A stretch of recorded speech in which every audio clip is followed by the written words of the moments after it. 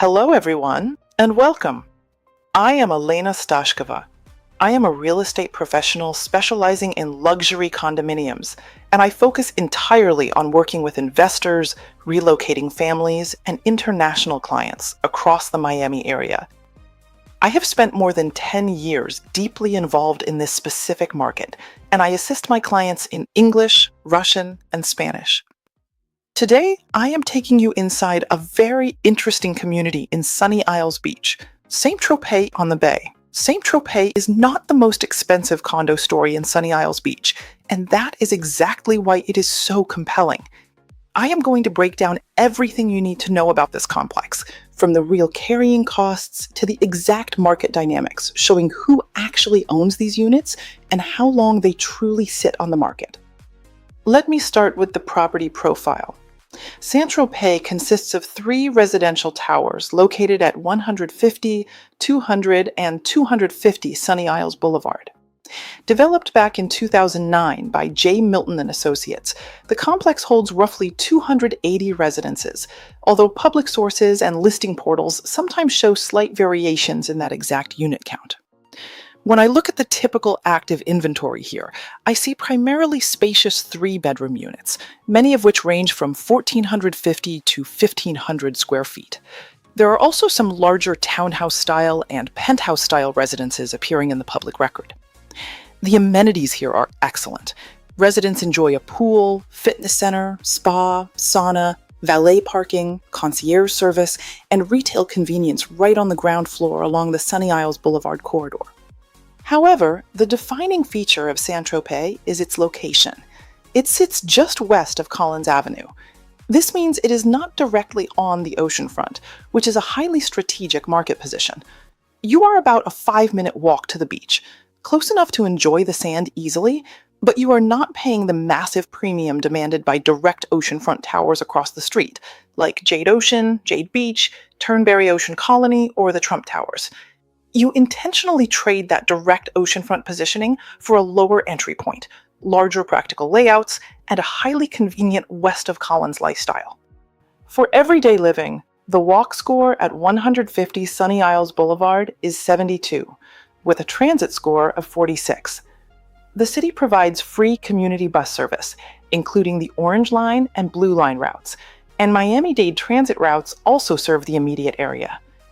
If you have children, public listing data shows assignments to Norman S. Edelcup, an excellent kindergarten through 8th grade school, and Alonzo and Tracy Morning Senior High. I always remind my buyers to confirm school boundaries directly before relying on them, as they can occasionally change. Now, I want to talk about the numbers and the true cost of ownership.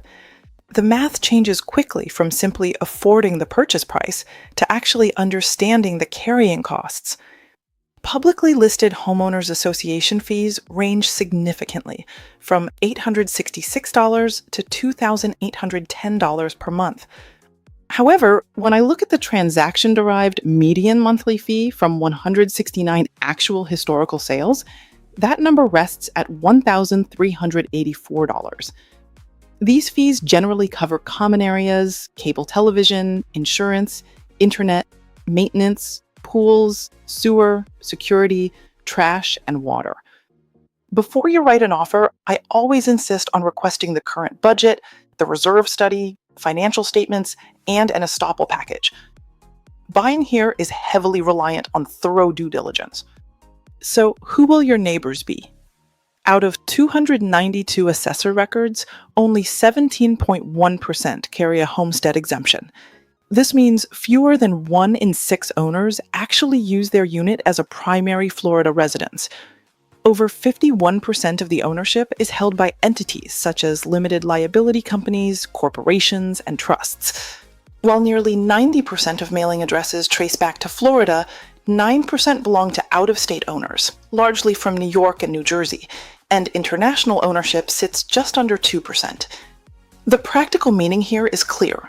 Owners treat these units largely as investments, second homes, or portfolio assets. Let me share the pricing intelligence.